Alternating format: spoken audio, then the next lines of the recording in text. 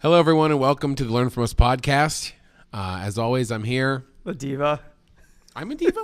I'm a little under the weather. I'm fighting off a little bit of sniffles and cold. So just before starting the podcast, I have to hack my brains out, and then I just quickly turn to the mic and say hello. So I might be doing that during the podcast. I'm sure it's lovely to listen to. I'm here with Paul, the man. You're not really a myth. You're just you. Or a legend. You're doing okay. Come on. You're great. Oh, I'm not saying I'm not great. I'm just saying I'm not a legend. Oh, so now you're great. What a prick. Yeah, we're here for our podcast. We've done 30-something of these. It's crazy to think of. Isn't that nuts? When we get to 3,000, we'll assess how we're doing. Yes. I was happy for you. You talked a few podcasts ago. We talked about how you got a loan for your house and things are progressing. Yeah. You have a love in your life now, which I'm very happy about. We don't have to get into that, but sorry, ladies or gents out there. He's taken, and that was really coming up in this podcast. Sergey, delete that. Are you serious? No, I'm just kidding. Yeah, but the Learn From Us is developing into even more of a learn from us, even more of a not just real estate, but maybe small businesses. You do own 15 small businesses. Used to be 17. Sold 2 of them off back to the partners who I started with, and yeah. So this is growing. We're very excited about it. I have moved my stance into a more aggressive sitting position here. Just to maybe get more in your face, like Larry King, I'm sort of, or is it Don King? Anyway. He's also aggressive. Yes. Wasn't he in jail for murder? Yeah, he did, in Cleveland. Yeah, he's from Cleveland. Yeah. Anyway, one thing that you want to talk about today is this Netflix. Well, we love watching shows and talking about them. I would say at least once a week we're like, hey, did you see that? And did you see that? Which just proves we're probably not working hard enough. No, I'm kidding. I probably watch TV maybe a half hour a night, and so I haven't seen this, but you wanted to bring it up. Yeah, tell me about this show called The Push. Derron Brown's The Push. In a previous podcast, we ended with go watch it.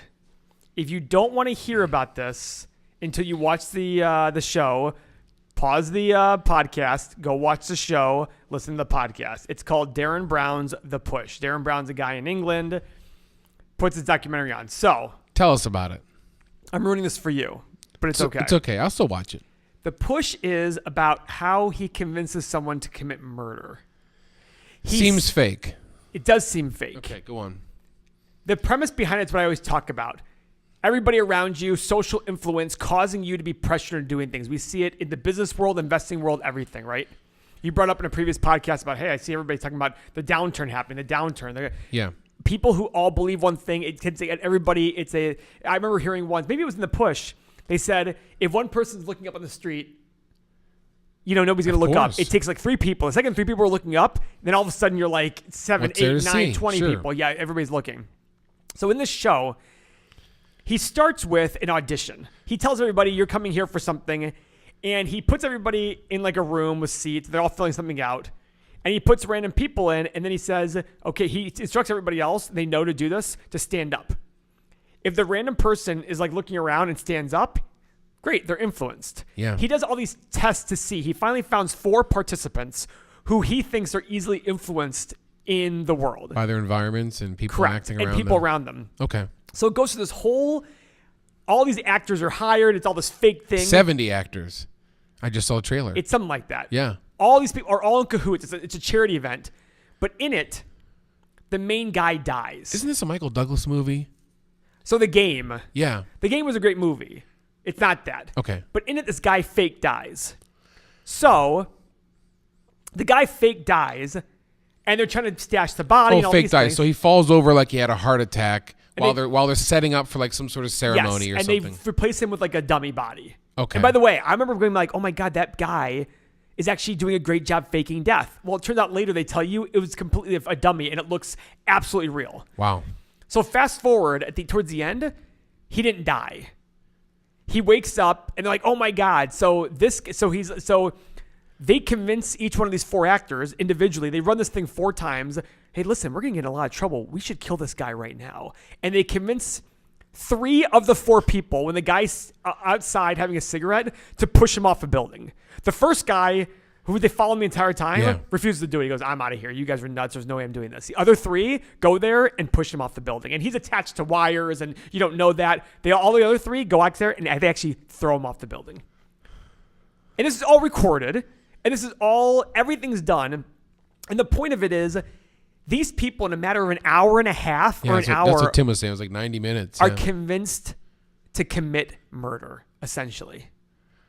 How nuts is that?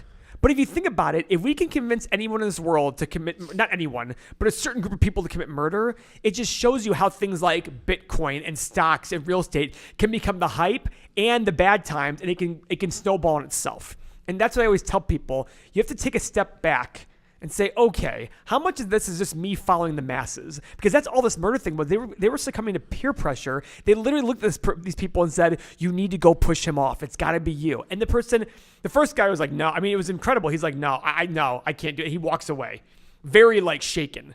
He's like, I can't believe you guys asked me to do this. The other people, it's like hesitant, like, oh, they like walk towards him, walk away, walk towards him, and they just go and push him over the edge. I mean, you're looking at me like this, watch the show. It's absolutely unbelievable. Like, these people actually do this. Now, granted, could it be faked? Sure. But if you're watching it, they're great actors if it's fake. Because, I mean, these people are like, literally like, and the one guy who said he wasn't going to do it, he was like visibly shaken. I mean, he was just like, this is insane. Like, I can't believe you guys are asking me to do this. So I always relate it back to, and I had everybody in the office watch it. I said, guys, go watch this show. It's exactly what I always talk about when it comes to investing. We're not free thinkers. Everyone in the world, if you ask them, are you a free thinker? What are they going to say? Of course I am. Of course I am. Yeah. But then you think about all the things you do. Now, I've programmed myself so much that I automatically believe that when somebody says something, it's probably wrong. I just automatically, if the masses say something, I automatically believe it's wrong. Like, unless you have verifiable proof. And by the way, have I gotten things wrong? Of course I have. I've gotten a stat wrong here or there, but generally my statistics are about where they actually are. Like, maybe I get something wrong or whatever, but it's about where they are. You know what I mean? It's like, what was I talking to my father about the other day? And this is a side comment.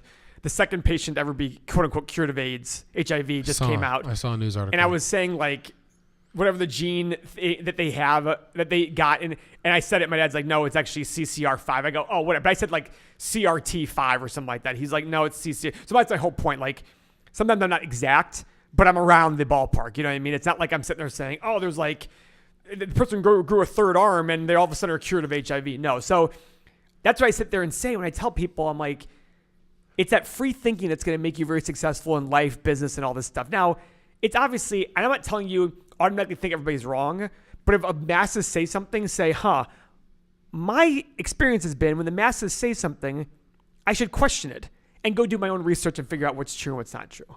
Would you not agree with that? Yeah, I mean, you always say, which I always thought was astounding. I guess it's pretty true. Is like people, you've said this in some of our earlier podcasts, is people absolutely love investing when the price is really high. Yes. It's the only time that people are happy to spend more money. And the best question I get, sorry, go ahead. No, yeah. The best question I get is, well, why don't you like stocks being higher up? And I always say, what's your favorite thing in the world to buy? They go, I like buying clothes. Well, do you like buying clothes at full price or on sale? On sale. I just go, exactly. I'm like, that's all I like buying So the stocks. Hysteria builds behind a Bitcoin or a cryptocurrency or a stock, an overpriced stock like Amazon, Tesla. Yep. And of course, it makes people like me look wrong for a while. But hopefully in the long run, you sit there and go, okay, well, there's some merit to this, this, and this. I mean, talk about your Bitcoin experiences. You and your buddies who all listen to this podcast, all talk about whenever you guys come to the house, you guys talk about, hey, did you see Bitcoin? Did you see Bitcoin? Did you see Bitcoin? You guys always talk about it. But nobody's ever talking about what Bitcoin is or what value you're going to get from it. It's all like, where is it at right now? I mean, you were right on point with the Bitcoin. We probably talked well over a year, and maybe a year in December, November. So maybe a year and 3 months. And from the get-go, you were very much against it. Yep, always have been. And I'm not going to say always will be, but until I see an accepted method of taking cryptocurrency that I feel has substance to it, I will be against it.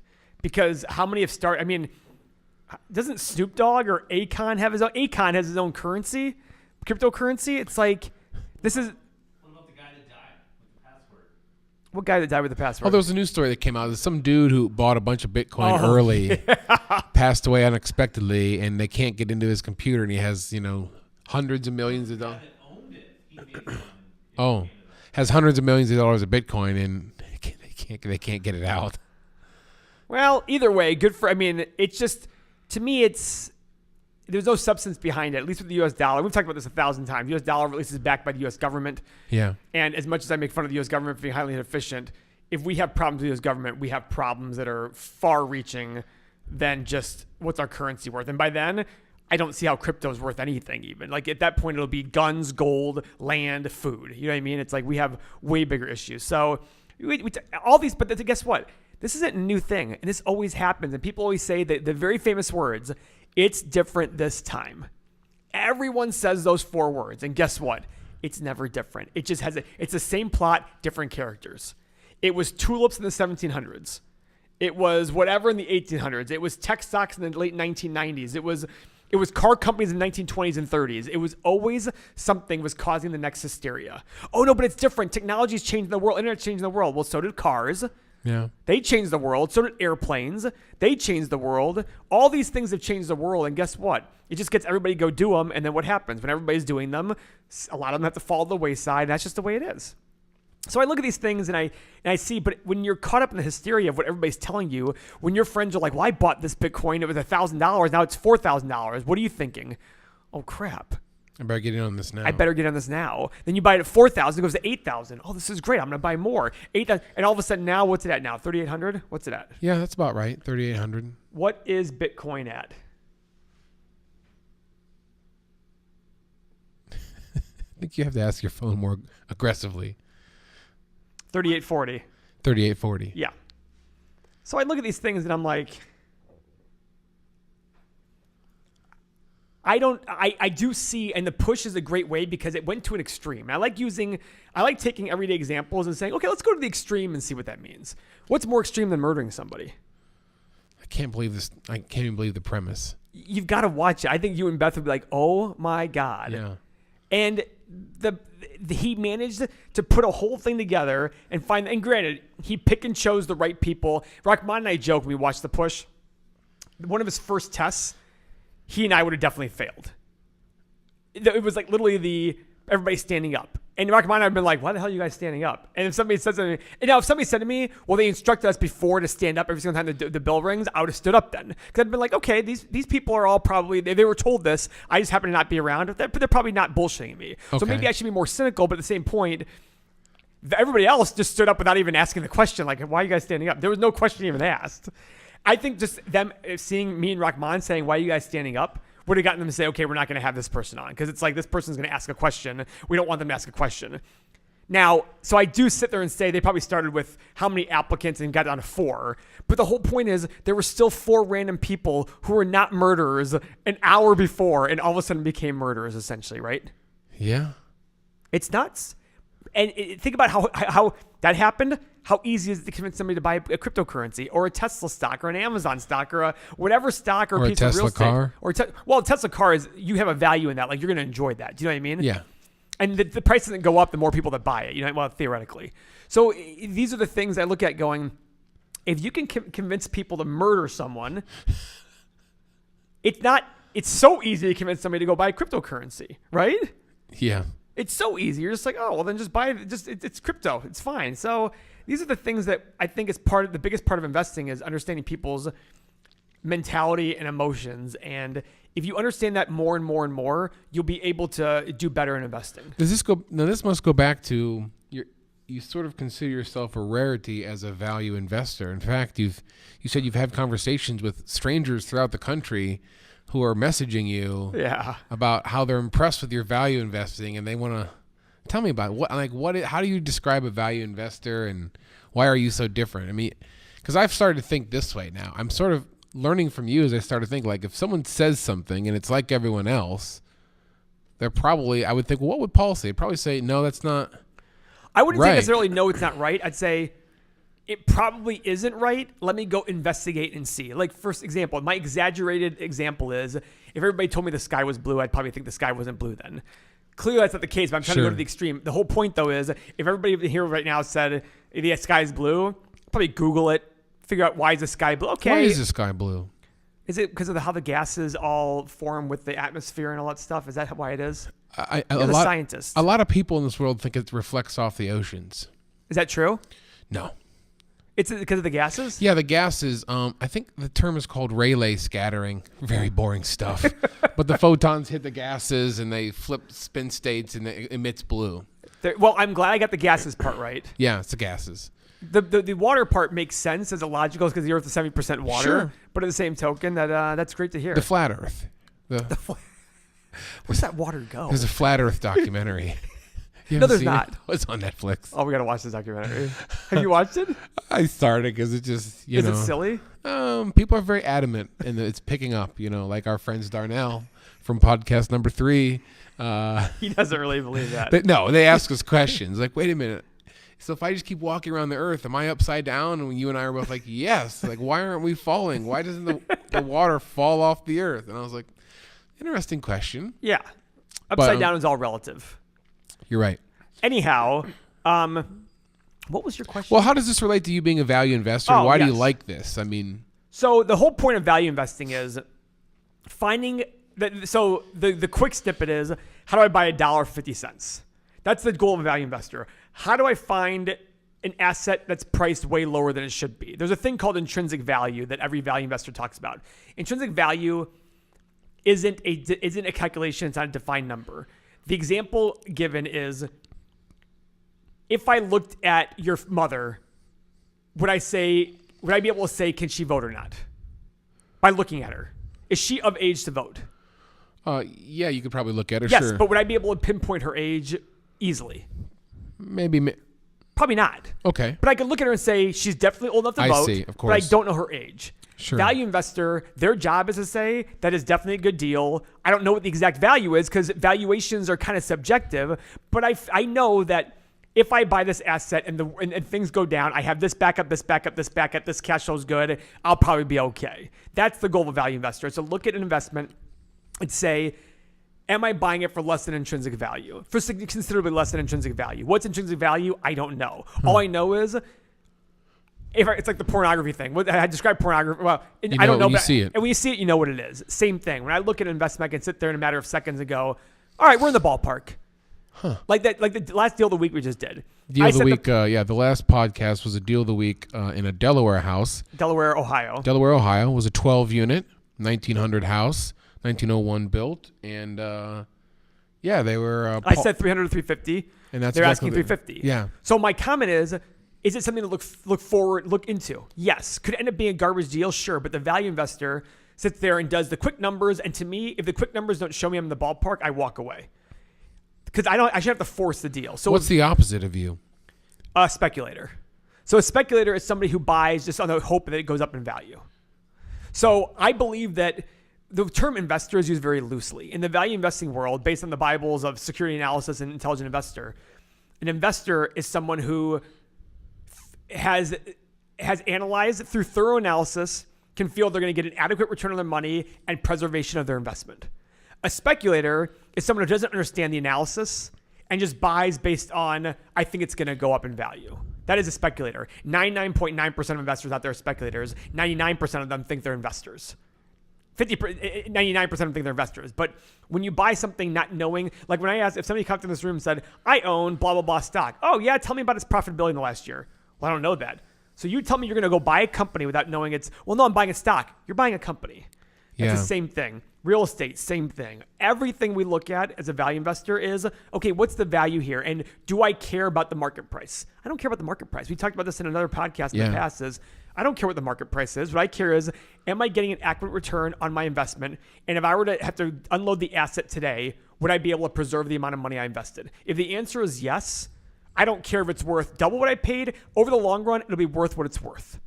And as long as I'm getting my return, Bitcoin, I don't understand Bitcoin. I can't get a return on Bitcoin. I've always said, my value investing friend who's tutoring me, I actually get tutoring in this stuff. He joked with me the other day, and I said something about gas. He goes, oil. He said, yeah, I never understood oil. I'm like, I always tell people when they ask me about oil, I have no idea. I can't comprehend something that doesn't give me a check every month. For me to understand something, where is the cash flow? When I look at a stock, maybe it's not paying me a dividend, but I can see the company gaining cash flow every month, stockpiling money, getting their cash flow. When I see a piece of real estate, how much money is it giving me every single month? You said a piece of real estate we bought for 2.7, put 180 into it. We're into it for 4.5, and it appraised for 8.2. I don't care if it's worth 7 or 8.2. Intrinsically, 4.5 is a good number. That's the intrinsic value. I sit there and say, I'm okay at 4.5. Is it worth 6, 7, or 8? I don't know / don't care. I'm in it for 4.5. The bottom line is I can sell it all day long tomorrow and get my money back and then some. That's what I look at. And if I keep doing that over and over, I will lose less money and I will make a lot more money. Value investing isn't about making 50% returns on every deal. Value investing is about doing well in every deal and having less mistakes and having less blunders, less 50% losses, less 20% losses. It's more of like, oh, that's what a value investor. It's just like baseball. Ted Williams had one of the best batting averages ever. Did he have the most home runs ever? Not even close. He just got on base. He got hits and he got on base. That's what matters. This is your sort of your motto of like the one good deal a year. Yeah. Don't make huge mistakes. One good deal. Be picky. It sounds much more attainable for a normal person like me. The one good deal, as opposed to the some people that get into this buying and selling flips. I told you about some family members are doing 9, 10 a year. They're all over the place, and then I think about some of the deals, and I'm like, it's probably not a deal that Paul would like. Maybe not. I doubt I would like it just based on what the market is. Yeah. But you never know. Like if somebody told me there was a Delaware, Ohio 12 unit that I think is a good deal, what would I said? I'd probably be like, probably not. Yeah. But now I look at the number, I'm like, okay. And by the way, we might end up going to the deal. You're going to join us. So we're going to go look at it. And we might walk out of there going, it's worth $250. We can't make this thing happen. Or it's worth $200 for whatever reason. But the point is, from the 500-foot view, the 1,000-foot view, I went and ran the numbers going, okay, this is in the ballpark. Let's go look further. But 99 of the deals I'll look at out of 100, it's next.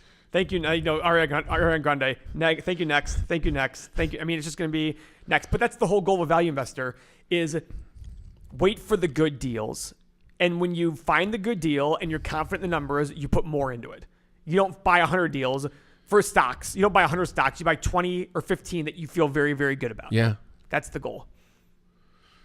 And there's very few of us because we don't care about society and what they say. I don't care if everybody, like it's funny, 15, 20 years ago, I looked at analyst recommendations. Now when somebody tells me, hey, look, the analyst, I go, are you joking? You think I ever even care about the analysts? I don't, I've met stock analysts before. I've never met a stock analyst where I go, that person knows what they're doing. Because if they know what they're doing, they're eventually going to have their fund anyway. And they're not going to be able to last in a fund market. Because there's no way a stock analyst right now is putting a buy rating on Tesla and really, unless there's no way they're putting a sell rating, because probably going to get lambasted by people going, I can't believe you put it up triple in the last 2 years. It's like, well, okay, sounds good. So that's the hard part about the business of investing. It's very much controlled by the masses because everybody feels a certain way. Things start to, but it's the same thing I always tell people. In 2009 and 2008, nobody would like stocks or real estate because it was the worst thing in the world. Okay, so that's the way. There's cycles and understanding that. And the push is all about that because it shows how you can be convinced to commit murder. If you can be convinced to commit murder, you can be convinced of anything in the world, including Bitcoin, including this stock, including that stock and everything. Paying off your house early. By the way, that's a harder one because we always talk about that one. It's feeling, and I understand that completely, but I look at me on my new house. I'm going to take, I still debate whether I'm going to take a lot of debt on or a little. And the only reason I want to take a little on and be hypocritical is because it's a house that isn't a normal home. Yeah. So if I want to sell it quickly for whatever reason. Might not happen. Yeah. So if I put little debt on it, I know I can sell it and get out. And my brain's like, oh, are you that worried? It's just the way I'm programmed. I'm programmed in the whole value investor way. Like, okay, if I have this debt on it, intrinsically I know I'll be able to sell that thing easily. Even in 2009 happened again, I'd be able to sell that thing all day long for more than I owe. If I have this debt on it, it might take a while. But the good news is, the reason I want to take more debt on it for Seth is I do better during bad times. So the times when I would need to sell it because things are bad, probably my good times. Yeah. Right? And if, that's the reason why I want to take more debt on. Plus there's other real estate deals I've done with very little debt. And I go, okay, overall I feel okay. So if you,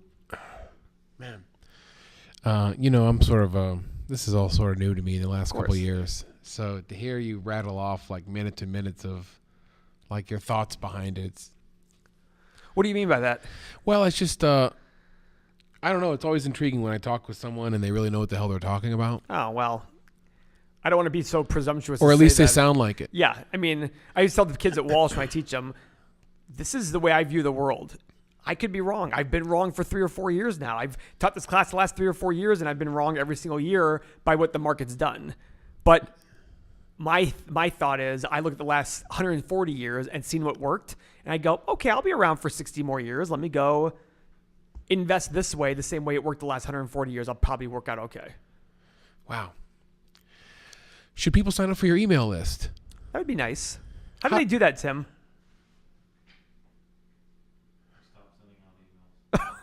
I just got one. Yeah, you just got one. Only for the podcast. Yeah, for that. How do they sign up for that podcast?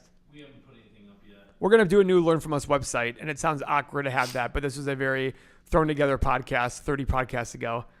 It was. We can get that done pretty quickly, but either way, our YouTube channel is pretty good. Yeah. Here's what you do. Go to YouTube, subscribe, turn the bell on. You'll get notification on your device when the episode comes out. Yeah, so Tim's saying that if you need to see how handsome we are on YouTube, you can do that. Click the subscribe, turn the bell on so you get new notifications of new episodes. We do 2 episodes a week, so we're working here. And yeah, so we're on podcast 30. If you are just getting into this, feel free to start from the beginning. We've interviewed some people. We've talked about a lot of things, a lot of interesting topics, and we're going to in the future. So, and our very famous deal of the week. Oh yeah, those are very fun. Yes, deal of the weeks is where we have Andrew in, Paul's business partner, comes in and brings sort of a blind deal to Paul, and they talk it out versus, the income of the income that comes in, the fees that are associated with it. I try to guess how much they're asking, and then I say how much I'd be willing to pay. Yeah. And the last episode was pretty cool. Good one because I guessed they're asking $480, and I thought it'd be worth $300, $350, and they're asking $350. Yeah, so we're gonna go take a look at it. We're gonna take a look at it. Thank you, Paul, for all the insight. I love hearing your mindset on the world, and it is pretty different. Oh, I'm glad. There's not a lot of people that talk. Let me put it to you this way. In all these conversations I've had, is nobody talks like you about the style of investing. They're always very different. That's good. And so you're beginning to brainwash me into this thinking. And even though you say you might be wrong, it's just from what I can see around us, it seems like you're doing okay. I'm not wrong in the long run. I'm very wrong in the short run. Yeah. By the way, you look at this building. Can I talk about this building? I'd love to. We bought this building for $630,000. Huge ass building. We put $500,000 into it total, finishing everything, new roof, all that stuff. It recently appraised for $3 million. Do I think it's worth $3 million? I do not. But it recently appraised for $3 million. I look at that going, this building was for sale for so long and nobody was buying it. So long. And when I say so long, like I think we made 3 offers over 3 years. Wow. And it was for sale. Now, do I think it's worth $3 million? I do not. Do I think it's worth $1.8 million or $2 million? Why do you always say that? Why do you say, do I think it's worth $3 million? Because I think banks don't do appraisals the right way. Whenever somebody says, "Oh, I have an appraisal from the bank," I go, "Congratulations, that's adorable." Because banks, the thing about banks is you got to remember, they borrow money from the government to lend out to people, and they borrow money from their depositors to lend out to people. If they like the person they're lending to, they're okay lending a little bit more than they would normally expect. This building is in Richfield, Ohio. There aren't many people breaking down the doors to come to Richfield, Ohio, so the rent's going to be lower. Do I think this building is worth $2 million? I do. It's just $3 million is a lot. We bought a warehouse as part of and we paid $215,000 for it. This is in East Akron. Yes. Yeah. Put about $90,000 into it. We're into it for about $310,000, $315,000. It appraised for like $750,000. Do I think it's worth $750,000? No, I think it's worth $600,000. Lately, appraisals have been a little bit loftier than I think they should be. Yeah. That's it. Apartment building, bought it for $2.8, $2.7, put $1.8 million into it, $4.5. It appraised for $8.2. I think it's worth $7.5 on the high side. It's just, whenever I say that, it's because I don't want to be that guy who's like, "Oh, I bought this building and I'm into it for $1 million. It's worth $3 million. I have $2 million in equity." I don't have $2 million in equity. I feel like I have $1 million in equity. That's the reason why I bring that up is I want to be realistic. I don't want to be that guy who's always just like, "Well, the bank told me it's worth this." Because whenever somebody says to me, I just laugh. I go, "That's adorable. If it's worth that, go put it on the market and sell it for that, pal." Because I hear it all the time. Well, the bank, and because that's always like, well, the bank told me it's worth this. Oh, okay, cool. I had an advisor in graduate school. I have a PhD in chemistry, as you know. Yeah. He's this old dude and never married, and whenever he'd come into money, I mean, maybe he got his tax return, and so he say $1 million, and I was like, he would just say, we should spend half on whiskey and women, and then just blow the rest frivolously. so that's what we're gonna do. Just when you say all that money that's a great plan. We're gonna do with it. So, all right. Thank you, Paul, for the great insight. Why are we talking to your advisor about tax return money? Well, no, we were around each other for like hundreds of hours. Oh, really? And he'd always say these funny jokes, and he'd be like, "Oh, we're going out for a party or something because I got my tax return. We'll blow half on whiskey and women, and the rest will just blow frivolously." So I just always loved it. So that's a great comment. All right. Yeah. Thanks for the insight. We'll do more of these. Stay tuned, everyone. Thanks for following, liking, and commenting, and all the personal texts. Paul, you share texts with me from old friends, and you love this shit. So I do, because I feel like we are providing value. It's nice to hear from a very random person who you haven't talked to in ages and says, "Hey, I saw your podcast. I heard your podcast. It's awesome." I'm like, "Oh, thank you very much." Yeah. Yeah. All right. Yeah. Stay tuned, everyone. We love you. Thanks for following and liking, and thanks for listening. Talk to you soon. Keep it real from us. Bye.